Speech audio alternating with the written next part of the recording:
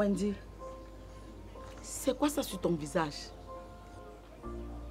Qu'est-ce qui t'est arrivé? C'est à toi que je demande, non? Je suis repartie chez papa hier pour lui présenter mes excuses.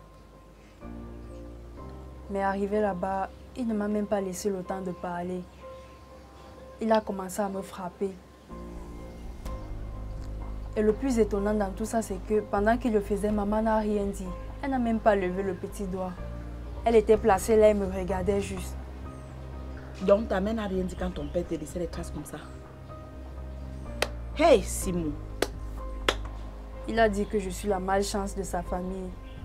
Qu'à cause de moi, toutes ses affaires sont tombées à l'eau. Que je lui porte poisse. On dirait que ma mère préfère ses autres enfants à moi. Mais sinon, Wendy, toi-même, ce que tu as fait là est bien. Qu'est-ce qui t'est passé par la tête pour que tu arrives à ce niveau? Et en plus même, tu dors où? Je dors chez une amie. Chez une amie? Tu as des problèmes chez vous, tu ne peux pas aller te réfugier chez un membre de la famille. Tu préfères aller chez une amie. Elle est différente de toi. Si on voit bien, c'est même elle qui t'encourage dans ce que tu es en train de faire là. Tu penses qu'elle peut te donner quel conseil qui va te permettre d'améliorer ou bien de changer ton mauvais comportement?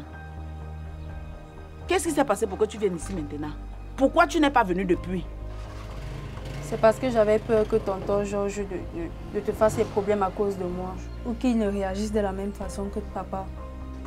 Donc tu as même peur de quelque chose. Quand tu te filmais nuit, tu n'avais pas peur. Vous les enfants d'aujourd'hui, qu'est-ce qui vous passe même par la tête? En tout cas, pour tonton Georges, ce n'est pas un problème. Je vais parler avec lui. Et je vais voir comment est-ce que tu peux rester ici un moment en attendant que les choses s'arrangent. Tu as compris, non? Mais change. Le chemin que tu as emprunté là n'est pas bon.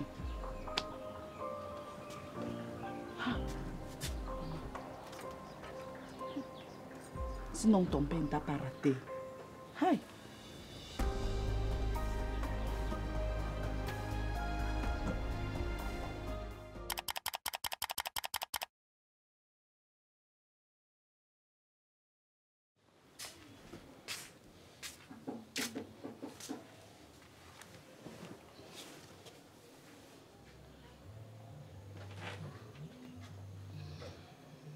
Papa, je sais que tu as écouté ce que Wendy et moi avions dit là-bas dehors. Mais s'il te plaît, je t'en prie, je te supplie. Pardon, papa, je me mets à genoux. Permets qu'elle reste ici un moment en attendant que son père se calme. S'il te plaît, mon père. Et rester chez qui? Tu t'entends parler? Tu t'écoutes même toi-même quand tu te parles? Chez qui? Tu as pensé aux enfants? Je pars donc la jeter. Si son propre père n'a pas pu la supporter, ou supporter ce qu'elle a fait, tu penses que c'est moi qui vais supporter? Tu le penses? Tu as pensé à nos enfants? Pardon, tout sauf la honte. Je ne veux pas être la risée du quartier. Je ne veux pas qu'on me pointe du doigt. Tu as imaginé quand les voisins vont la voir sortir d'ici? Qu'est-ce qu'ils vont se dire? Et quel est l'exemple? Qu'est-ce qu'elle va enseigner à nos enfants? Maman, pardon, je ne suis pas sur ça. Et je ne serai jamais sur ça. Dites-moi alors là où on jette les enfants pour que j'aille la jeter là-bas. Non, je ne peux pas supporter. Même seulement l'idée qu'on puisse connaître, qu'on puisse savoir que je la connais. Je ne peux pas supporter cela. Donc avant de prendre les engagements, sache que je ne suis pas d'accord. Je ne suis pas du tout d'accord là-dessus. Et avant que je rentre, qu'elle soit partie d'ici. Qu'elle soit partie d'ici. C'est quoi ce comportement? Donc je vais sacrifier l'avenir de mes enfants parce que quelqu'un a décidé délibérément de se filmer et de mettre sur Internet. Maman, pardon. Tout sauf cela. Avant que je ne rentre, qu'elle soit partie de chez moi. Je ne peux pas supporter ça.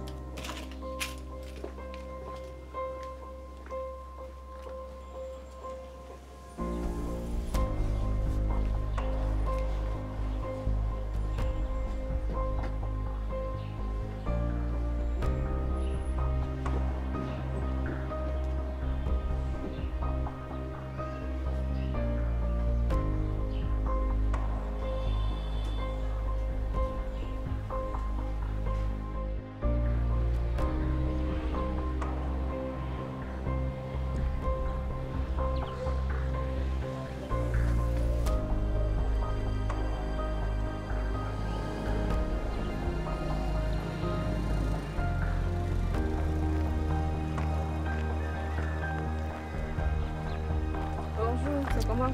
Bonjour, ça va? Tu vas où? Tu me surveilles. Parce que je te surveille pas, c'est juste que je voulais t'attendre à la maison. Mais toi, tu as préféré me recevoir en route. Oui, en fait, moi, je suis en train de sortir. Donc, je préférais qu'on se voit là. Je te dis ce que j'ai dit. Après, continue mes marches. J'ai pas envie d'être en retard. Ok, je t'écoute. Bref, en fait, je voulais te dire que Wendy n'est pas rentrée à la maison hier. Elle n'a pas appelé, elle n'a pas laissé de message. Je ne sais pas si elle est toujours avec un client, mais avec un client jusqu'à l'heure, c'est souvent comme ça qu'on travaille. Sarah, ce qui concerne Wendy ne me regarde plus. Parce que j'ai remarqué qu'à chaque fois que je donne quelque chose à Wendy, Wendy me sort les yeux. Je suis fatiguée de cette habitude. Si elle ne veut pas marcher comme je veux, c'est mieux qu'elle cale où elle est là-bas. Tu connais quand même là où elle est. Je t'ai dit que ce qui la concerne ne me regarde plus. Je vais encore savoir où elle est comment. En tout cas, ne la demandez pas chez moi.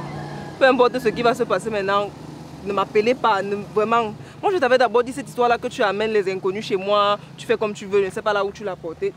Voilà les résultats, voilà ta petite protégée dont tu me parlais, tes millions gardés, non. Là, voilà. Donc, vraiment... De toute façon, moi, ça me concerne plus. Qu'elle parte où elle veut, qu'elle calme même là-bas. Mais n'apporte plus jamais le sujet de Wendy et moi. Sache que comme tu ne sais pas là où elle est là, même moi je ne connais pas là où elle est et ça ne m'intéresse pas. Ça ne m'a d'ailleurs jamais intéressé. Voilà, et maintenant, on se sépare, toi tu marches comment? On va ensemble? Non. Donc comment? Non. Est-ce qu'on avait rendez-vous des marches ensemble? Tu as dit ce qu'il y avait à te dire, moi et pas moi. Après.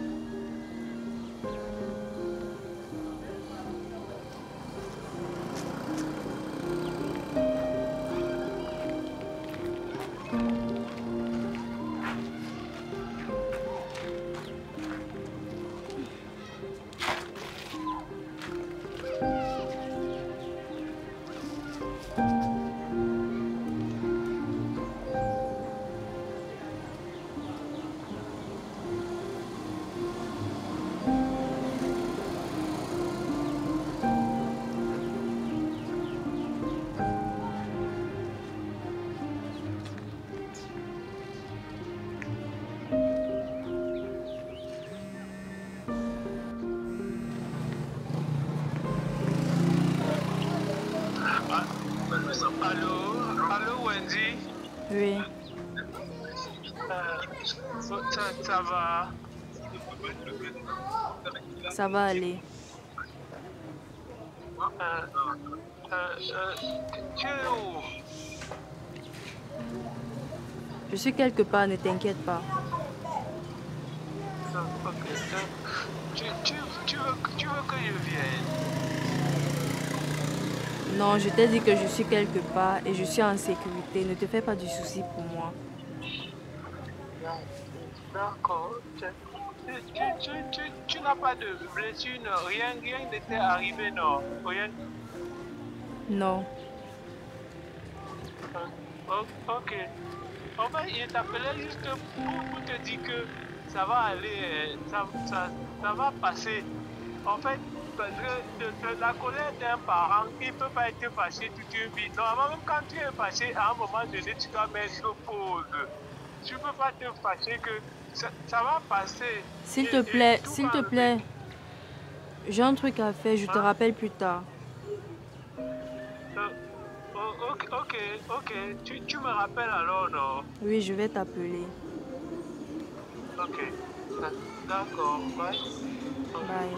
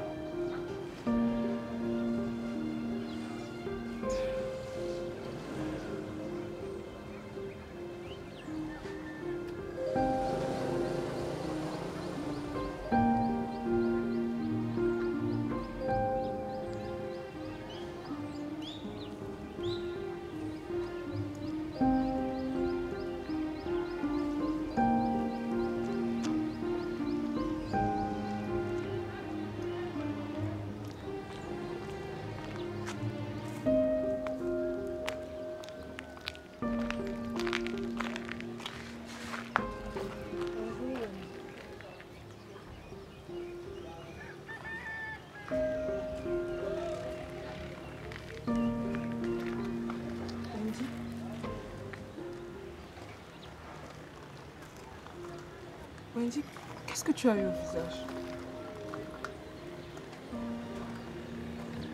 C'est mon père qui m'a fait ça. Ton père? Comment ça, ton père?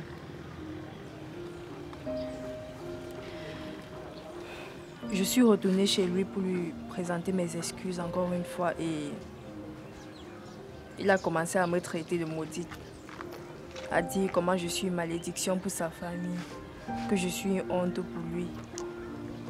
Après, il m'a fait ça. Attends, je ne comprends pas, Wendy. Est-ce que tu peux essayer d'expliquer ça normalement depuis le début, s'il te plaît? Tu te rappelles de la fois où je t'ai dit que je ne pouvais plus partir à l'école? Oui, très bien. Bah, avant, je partais à l'école comme toi. Et j'avais un petit copain avec qui j'ai fait une sextape qui a malheureusement fuité. L'histoire de la lycéenne qui avait... C'était toi. Quand la sextape a fuité, mon père n'a pas pu digérer ça. Il m'a fait sortir de chez lui. Et c'est là que j'ai rencontré Daniel, qui m'a ramené chez toi. Elle m'a expliqué le boulot, que jusqu'à présent, je ne me sens toujours pas à l'aise avec ça. C'est pas pour moi. Je n'arrive pas à me sentir bien. Je n'arrive pas à me sentir bien quand je fais ça. C'est pourquoi j'ai décidé de retourner voir mon père pour pouvoir avoir son pardon. Et malheureusement pour moi, j'arrive, je trouve qu'il est calé sur sa décision. Tu sais, j'aime beaucoup ma famille. Je les aime vraiment. Et je suis prête à faire tout mon possible pour pouvoir obtenir leur pardon.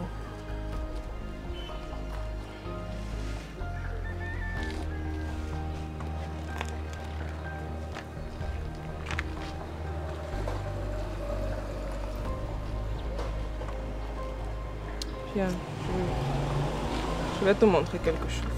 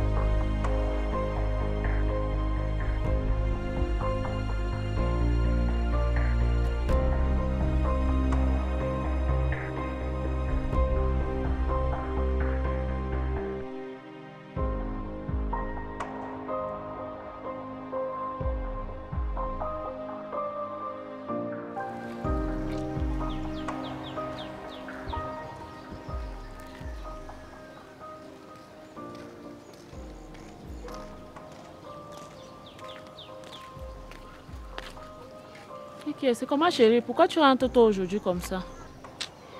Eh bien, le dehors là est dur. Depuis le matin, je tourne là. C'est pas évident. C'est que les enfants sont en congé. Il n'y a pratiquement personne dehors. Puis comme les papiers du véhicule ne sont pas à jour, il y a des axes que je n'ose pas emprunter de peur que la police m'interpelle. Ok, je vois un peu. Donc c'est vraiment pas évident. Je suis rentré m'allonger un peu pour voir si à 15 h je peux attaquer encore. D'accord. Va te reposer alors.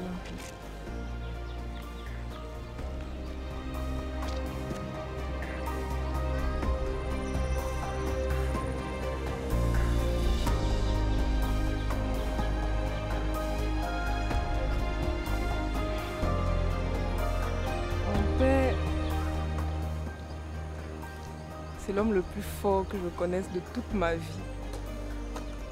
Je l'ai toujours vu comme un super-héros en fait. Ma mère me racontait souvent que quand il était petit, il avait réussi à avoir le concours et le seppuku. Moi, c'était très très rare à son époque. Il a fait tout son lycée sans jamais redoubler de classe. Il a eu tous ses examens avec la mention. On avait même fait un concours d'excellence pour la région du Sud. Il avait fini premier. Quand il est entré à l'université, c'était pareil, il était toujours très fort. Les difficultés que les gens disent qu'ils ont vécues à l'université, là, mon père n'a pas vécu ça. Puis il a commencé avec les concours.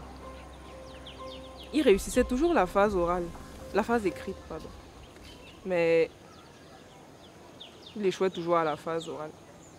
Chaque fois qu'il partait faire un concours, tout le monde se disait non, lui, c'est celui qui va avoir le concours. Et il passait la phase écrite tranquille. Mais au final, on ne le rappelait jamais. Et puis, il a fini taximan. Malgré toute l'école qu'il avait faite, malgré toute son excellence, malgré toute son intelligence, il n'a jamais réussi à trouver de travail. Donc, il a dû se battre comme il pouvait. On a toujours été très pauvres, mais mes parents se sont battus pour que moi, leur unique fille, j'ai la meilleure éducation possible. Mais plus je grandissais, moi je comprenais ce qui se passait. Pourquoi avec tout ce que ma mère m'a raconté sur mon père, pourquoi avec toute son intelligence, avec toute sa générosité, il n'a jamais réussi. En plus, il m'encourageait beaucoup à faire l'école. Il me payait les meilleures études possibles. Mais moi, je ne comprenais pas. Pourquoi est-ce qu'il insiste pour que moi, je suive le même système que lui alors que ça ne lui a pas réussi? Quand je suis arrivée à un certain âge, je me suis dit qu'il fallait que je fasse quelque chose. J'ai voulu trouver un moyen d'aider mes parents. J'avais rencontré Daniel qui m'avait fait une proposition. J'ai fini par accepter. L'argent que je gagnais faisait en sorte que je pouvais aider mes parents. J'arrivais à payer la facture d'électricité quand on nous coupait l'électricité, payer la facture d'eau quand on nous coupait l'eau, compléter le loyer quand le bailleur venait crier chez nous à 6 h du matin. Mais au bout d'un moment, l'argent que je gagnais devenait tellement conséquent que j'avais du mal à continuer de faire croire à mes parents que c'était mes simples économies. Et ils ont fini par découvrir la vérité. Je ne comprenais pas pourquoi mon père voulait que moi, je fasse confiance à un système qui lui a servi à moi. Grâce à ce que je gagnais, on arrivait à avoir une vie un peu plus décente, on arrivait à avoir une vie à peu près normale. Je ne comprenais pas pourquoi mon père voulait que je suive aussi la voie de l'école alors que il m'a prouvé que ça n'allait pas m'aider. Grâce à ce travail-là, j'arrivais à faire en sorte que mes parents puissent vivre un peu normalement comme tout le monde. Mais ils n'ont pas compris ça. Ils ont fini par me mettre dehors. Du coup, je viens souvent me placer ici, là, pour les regarder. Vérifier qu'ils sont en vie, qu'ils sont en bonne santé, et pouvoir revoir leur visage de temps en temps. Donc je te comprends, Wendy. Je te comprends même très bien.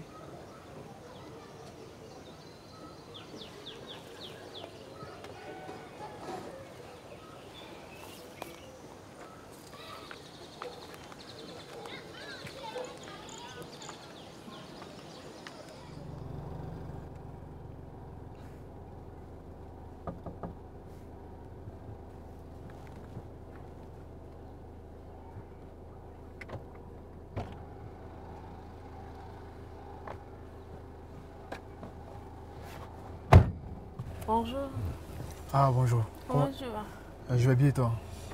Ah, je suis là. Le soleil de midi, là, pas doucement. Toi, tu es toujours en train de te plaindre du soleil, toujours en train de dire le soleil, alors qu'on sait pourquoi toi tu es dehors. Il sort pour chasser, non? Il fait comment? Ah, c'est toujours comme ça, tu es toujours en train de m'embrouiller, tu ne changes pas. Pourquoi tu es même comme ça? Ouais, c'est mon comme ça, il fait comment? C'est de vous qui est vie, donc obligé de vous embrouiller comme ça tout le temps. Mais tu m'embrouilles toujours comme si je suis la seule personne avec qui tu traites. Or, on sait ce que tu fais. Sinon, ta journée, qu'est-ce que tu as prévu de faire? Qu'est-ce que tu vas faire de beau aujourd'hui? C'est pas moi qui t'ai demandé d'être le gros poisson de l'aquarium. Donc, c'est moi le gros poisson de l'aquarium. Ça veut dire que c'est toi l'aquarium, c'est moi le poisson. Voilà. Ok, super. Ouais. Vraiment, votre ville-ci, tous les jours, les problèmes, un nouveau dossier. On va faire comment? Ah ouais, c'est ça. C'est quand même la capitale politique. Ouais. Sinon, après, ici, tu iras où? Là, j'ai un déplacement à faire du côté du Douala. Je vais revenir probablement la semaine prochaine. D'accord. C'est toi juste que je voulais rencontrer, je voulais qu'on parle. Oui, je t'écoute. La petite de la dernière fois. La petite, Ah, Wendy. je crois, je sais pas, mais la petite de la dernière fois, elle est incroyable. Elle est incroyable, la petite. Je ne sais pas si tu as des filles comme elle, mais il faudrait vraiment que tu me les présentes. Si tu en as vraiment, n'hésite surtout pas. Parce que j'ai des amis, si c'est ce genre de filles que tu as comme Wendy, alors là, tu auras beaucoup de clients. Et qui dit client, dit argent. Regarde comment tu souris qu'on parle d'argent. Ouf, j'ai les frissons. Parce qu'on a juste dit argent, toi tu... Mais sérieusement, la petite, tu m'as présenté beaucoup de filles, tu vois, mais la petite, là, elle connaît la chose. Je sais pas où tu l'as prise, je sais pas où tu as eu à dégoter, à dénicher ce diamant, mais si tu en as encore comme elle, surtout comme elle, parce que les autres, oui, c'était ça. Mais la petite, nickel. D'accord. J'ai compris ta doléance. J'espère que la patronne que tu es pourra satisfaire mes envies et les envies aussi de mes amis, parce que j'ai des amis qui arrivent et probablement il fera appel au service de tes filles. Qui parle de tes filles, parle de toi. Vous ne serez pas déçus. Je compte sur vous pour me faire assez de milliards. Parce que je vais dépasser le rang de millions. Je vais maintenant toucher le milliard. Avec les filles que tu as, probablement, avec des filles comme ça, probablement tu auras le milliard. Tu seras probablement peut-être même plus riche que moi. Et qui sait, tu pourras entrer dans notre cercle. Waouh. D'accord. J'ai compris. Bon, moi, je vais descendre quelque part devant le petit carrefour de Liban. Ok, il va te laisser là et on se dira la prochaine au téléphone.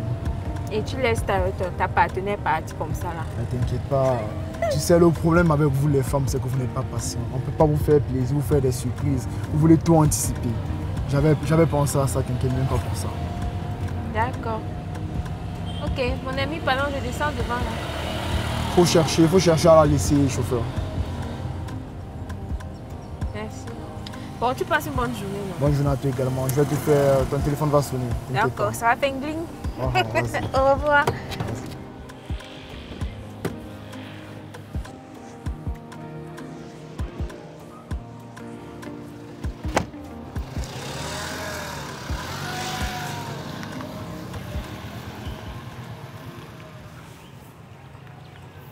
Wendy. Mes millions.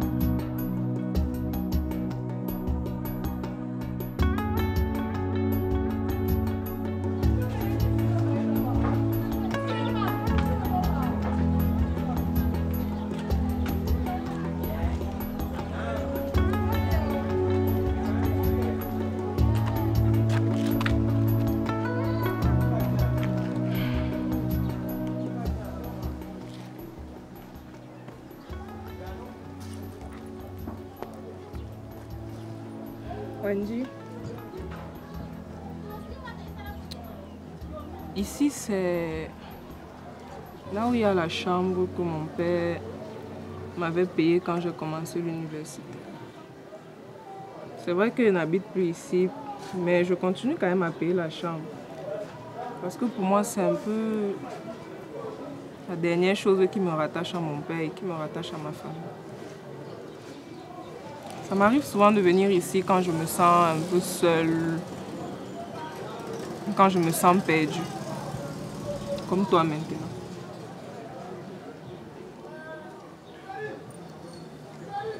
Tu peux d'abord rester ici. Le temps que tu règles tous les problèmes qu'il y a dans ta tête, Wendy. Le temps que tu arrives à savoir ce que tu veux véritablement faire de ta vie. Et si jamais tu veux continuer dans la voie que moi j'ai fini par choisir avec le temps, tu sais où nous trouver, Daniel et moi.